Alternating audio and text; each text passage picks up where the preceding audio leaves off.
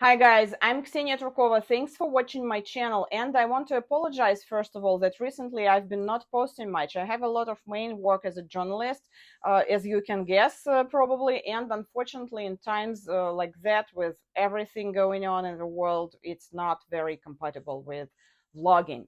But I will still try to do my best, and maybe I will start weekly live streams to talk about all the events of the week at once, and it will be easier for me. Anyway, let's talk about what is going on in Russia now. This weekend, I mean the last one, hundreds of protesters gathered at the airport in Makhachkala, the capital of Russia's Republic of Dagestan, ahead of the arrival of a flight from Tel Aviv, Israel. The protest occurred after messages circulated on Telegram channels calling on people to come to the airport and search vehicles for refugees from Israel. The crowd stopped vehicles leaving the airport and checked passengers' passports. After several hours, the crowd broke into the airport. According to the Telegram channel Осторожно Новости, people entered every room in the airport while shouting anti-Semitic slogans. Early on Saturday, the residents of Khasavyurt, also Dagestan, gathered near the Flamingo Hotel because of rumors that Israeli citizens were allegedly there. The crowd arrived and started forcing the people in the hotel to approach the windows so they could check if they were Jews. And upon refusal, they started throwing stones and shouting anti-Semitic slogans. In Nalchik, pogromists set on fire the Jewish Religious National Cultural Community Center under construction and wrote on the wall, "Death to Yahud." Yahud means Jew in Arabic. In other words, it was a real pogrom. What is pogrom? According to the dictionary, it's an organized massacre of a particular ethnic group, in particular that of Jewish people in Russia or Eastern Europe in the late 19th and early 20th centuries. It's an interesting thing, by the way. Pogrom is one of the few Russian words that were adopted by the English language. And almost all those Russian words, especially recently, have negative connotations, like siloviki, novichok, the type of poison. That's what Russia can offer to the world, and pogrom again. So what do we have? Russia, while looking for some Nazis in Ukraine, has an anti-Semitic problem itself. I will also remind you that in the last several months, the anti-Semitic rhetoric in Russia was strengthening. For example, Putin, speaking at the Eastern Economic Forum in Vladivostok, used an anti-Semitic slur while commenting on the departure from Russia of Anatoly Chubais, the country's former deputy prime minister. Quote from Putin: "For some reason, Chubais is hiding there. They showed me photographs from the internet where he is no longer Anatoly Chubais, but some Moshe Israelovich living somewhere there. Why does he do this? I do not understand," Putin said after being asked by the event moderator about reports that Chubais was living in Israel. And it was not the only one such a statement. And now the pogroms are happening. The reaction of Russian propaganda was quite interesting, though predictable, and I'm going to talk about this. On Tuesday, October 31st, the topic of the anti-Semitic pogroms in Makhachkala, or simply riots as they are called by Russian officials and the press, almost disappeared from the main media agenda.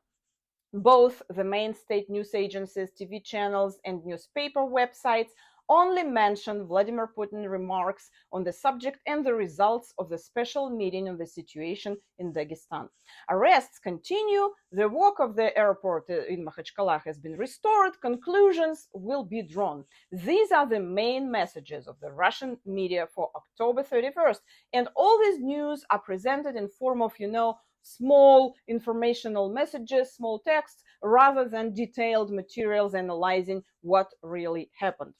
The main message is that it's clear to the Russian authorities who organized all that, and the story is over. Let's move on to the other topics. Meanwhile, the main news on Tuesday were the Israeli military operation in the Gaza Strip and the FSB reports that the security forces allegedly managed to detain an accomplice in the attempted assassination of former Ukrainian parliament deputy Oleg Tsarev.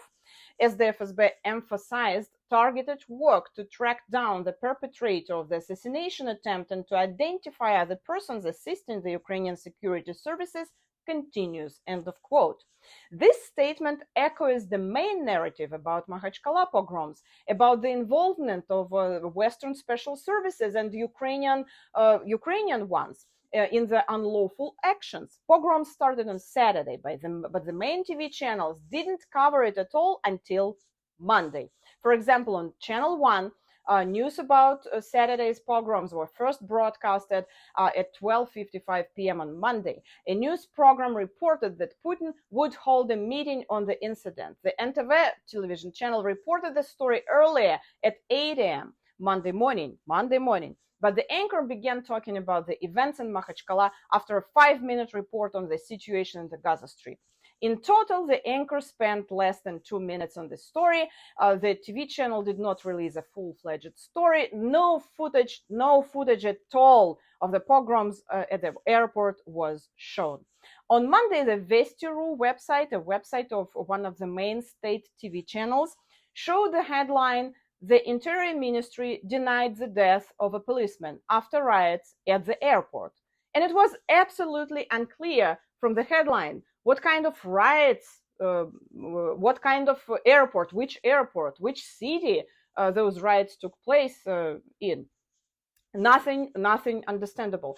The news presentation in many Russian media was as abstract as possible. Something happened somewhere. Putin reacted to it, and now he is calling a meeting to punish those who are responsible. So there was a gap in the news discourse of this event. The media reacted to an event that apparently did not happen because it was not shown. Moreover, on Monday morning, Russian newspapers started publishing analytical materials on this topic. The Izvestia newspaper published an article under the title "Hot Heads: Who Will Be Held Responsible for the Riots at Makhachkala Airport." It's worth paying special attention to the use of the idiom "hothead" in relation to the rioters, which has a clear positive connotation in the Russian language. It's the name given to an ardent, enthusiastic person. The Moskovsky Komsomolets newspaper, meanwhile, published an opinion piece on the events in Makhachkala under the title "Putin Caught in a Political Tornado: Long-Term Consequences of the Dagestan Riots." The author of the text, Mikhail Rostovsky, shared his view of the situation, which fully coincides with the statements of the Kremlin and Russian Foreign Ministry. I will give you a quote from that opinion piece. "For official Kiev, it's completely unimportant that Vladimir Zelensky belongs to the same nationality whose representatives, the protesters at Makhachkala airport, were eager to tear apart. For Ukraine, any chance to destabilize the situation in Russia is important. And what is important for Russia itself is that Kiev has managed to use this chance to the fullest." End of quote. The fact that the pogroms in Makhachkala were inspired from abroad was also announced not immediately, but only after a 1.5-day pause. Apparently, during this time, the Kremlin was working on its position and figuring out what to say.